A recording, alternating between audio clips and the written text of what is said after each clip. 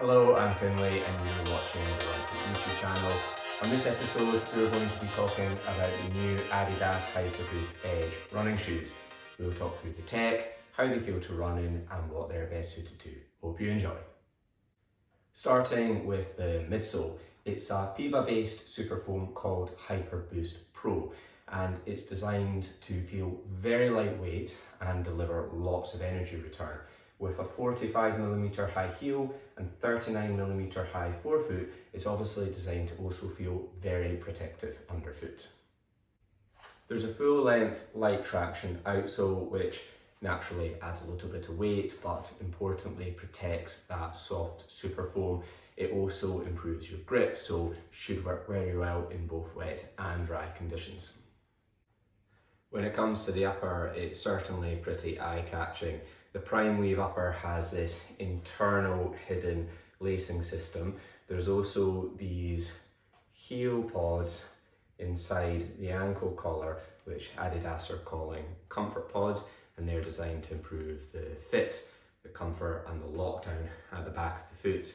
There's next to no stitching on the upper. It looks as if every overlay, every seam has been bonded on, so that helps remove points of irritation, but really importantly, it helps keep the weight of the shoe down. When it comes to the tongue, that is gusseted in. It's not gusseted the whole way down, but there are wings which attach in on both sides to help improve that midfoot lockdown, and then there's a little bit of padding on the top of the tongue there, but then it's quite thin around this top section at the edge where it's sitting up against the ankle.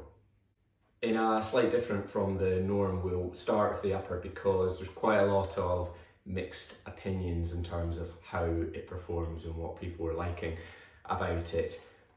It's probably fair to say that the upper is a little bit over-engineered. The addition of the comfort pods are definitely going to cause some debate, and there will be some runners out there who just won't like the fit and feel of them and won't get on with it. For example, some runners who have maybe some or prone to irritation on the sides of their ankle, so their peroneal tendon or their posterior tibialis ligament, this might just catch them in the wrong way. I think when you put the Hyperboost Edge on, the upper will probably feel quite different to anything that you've tried on before. It is a unique fit and feel. That said, I got used to how the upper feels in about 10-15 minutes of my first run, and I really like the fit and feel of it. When you're putting them on, the main thing is to just take your time to get that lockdown right. It takes a little bit longer than normal to just get the lace adjustment right, but if you get the fit around the ankle spot on, it offers really good lockdown and feels very good, particularly when you're running at faster speeds. And yes, these do feel very good when you're running quickly, which I will come back to later on in the episode. The only point I would actually really change on the upper is this tongue, and because it's gusseted and there's absolutely no give in it, it sits quite low down on the ankle. And just from a comfort perspective, we'd prefer it if it sat slightly higher up, just would feel more in line with how other shoes do. And also because the padding cuts off here and there's just this material which doesn't really do anything, it'd be nicer if the padding extended a little bit higher up. And that's why I was just saying you need to be careful taking your time to get the fit right, because if you tighten it too much or in the wrong place, you can or you might experience a little bit of lace pressure on the top of the foot. In terms of sizing, these fit true to size to other Adidas running shoes. The toe box does offer quite a generous fit, so a little bit broader than maybe some traditional Adidas running shoes. If you're comparing it to other brands, just remember that Adidas converts the US to UK sizing a little bit differently from the norm. So for example, in men's, the 11.5 US, which I am, is an 11 UK, whereas in most other brands, so Nike, Brooks, Asics, that would be a 10.5 UK. So you're always best going by the US sizing because that's the best point of comparison. So if you're running another brand, you may want to end up going half a size bigger, but don't be put off by that. You should then end up with being obviously with the actual right size that you're used to running in. When it comes to the midsole, it is very impressive how light it feels. given the stack height of this shoe weighing just 260 grams, it is very, very light. In terms of how then the foam actually feels underfoot, it offers a very plush and protective feel, but it is also very energetic underfoot, and that translates into a very bouncy and propulsive underfoot ride. I saw one review saying that if you're a heel striker, this isn't necessarily going to work very well for you, or in fact it won't work well for you, and that's the danger of sweeping statements in reviews, because I'm a very heavy heel striker and I actually find that the cushioning feels absolutely amazing when you're heel striking, and I absolutely love running in it. However, that being said, the cushioning does feel better and better as you could pick up the pace, so I guess I understand where maybe that comment comes from, and you can definitely use these for your easy miles. It feels very comfortable, although it just doesn't feel like you're getting the most out of the shoe at an easy pace. It's really when you're running at steady speeds that you're going to get the most back from that really energetic cushioning. And I know pace is all relative, but to put it into perspective, I find the absolute sweet spot for this midsole when it feels best is when I'm running at a steady pace around 4-minute to 4:15-minute per kilometre pace. And as I mentioned earlier, you can run quickly in these. I'm not talking about doing high-end VO2 interval workouts. I'm talking about up-tempo, sustained efforts where the cushioning feels really good for that. So for example, I've been doing the majority of my tempo runs using these. So that's down at around 3:35 to 3:45 minute per kilometre pace. So for example, at the weekend, one of my main blocks in the run was 11k, averaging around 3:40 minute per kilometre pace, and the actual total run, which was just over 20k, averaged under 4-minute per kilometre pace. And because the cushioning feels so light and so energetic, it does make it easier to run at that pace.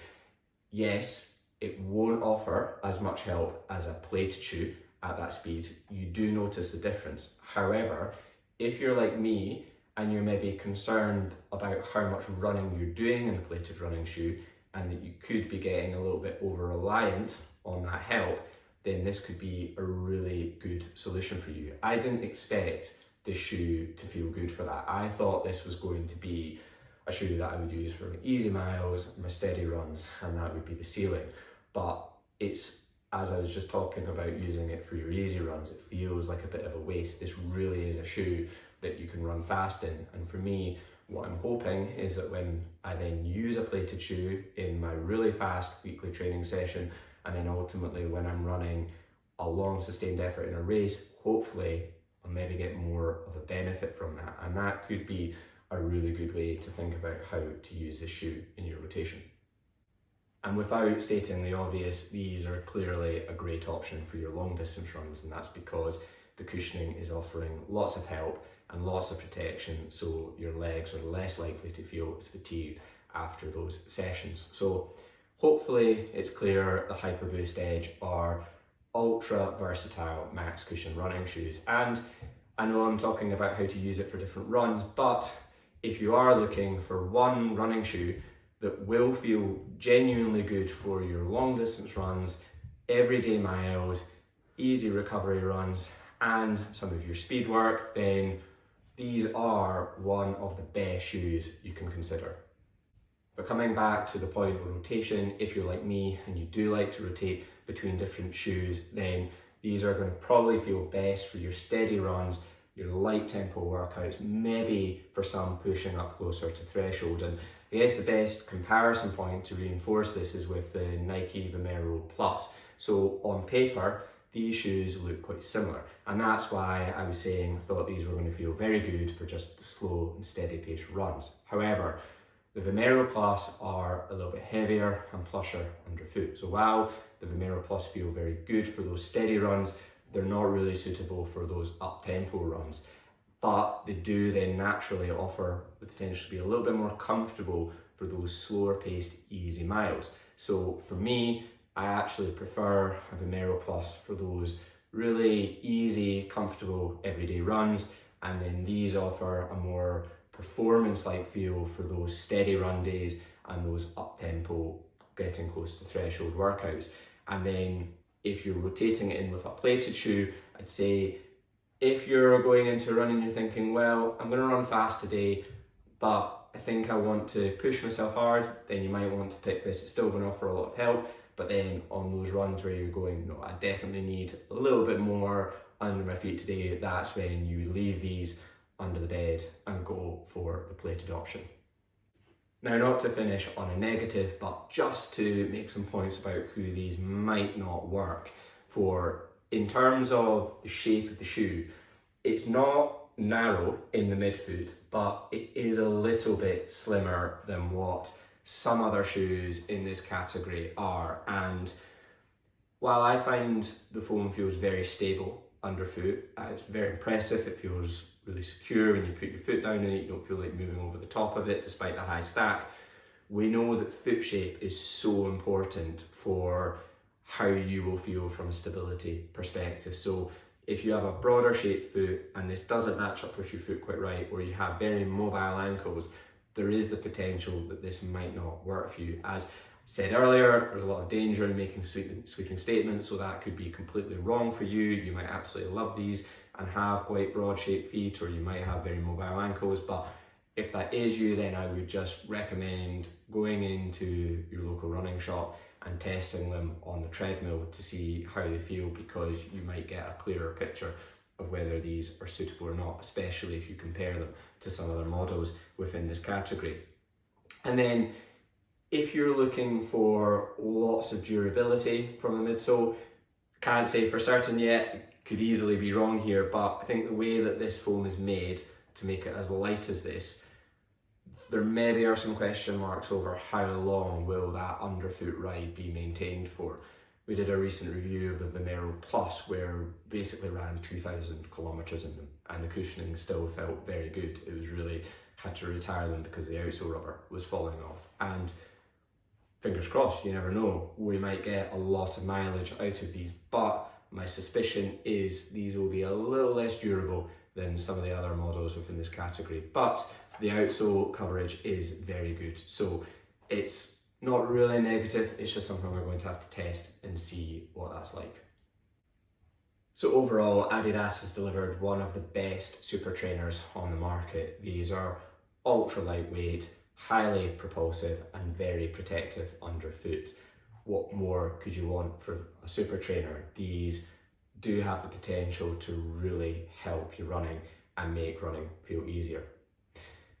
That brings me to the end of this episode. Thank you very much for watching. If you enjoyed it, please hit that like button and subscribe to the channel for more content like this. As always, if you have any questions at all, please comment on the episode.